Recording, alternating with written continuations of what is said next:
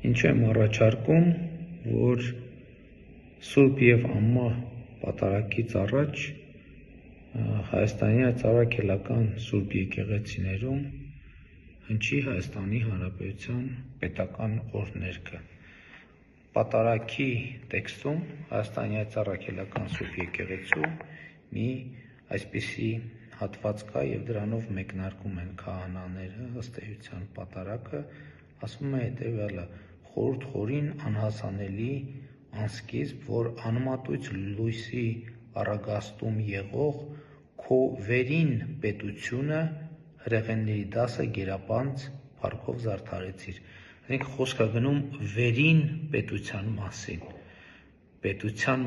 վերին պետության մասին, և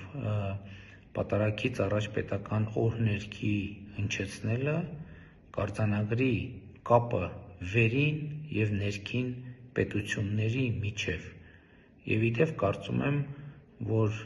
պետք է քննարկվի նաև Հայաստանի Հանրապետության տարածքում եկեղեցիներում կամ մուտքի մոտ կամ ներսում Հայաստանի պետական դրոշի առկայության հարցը,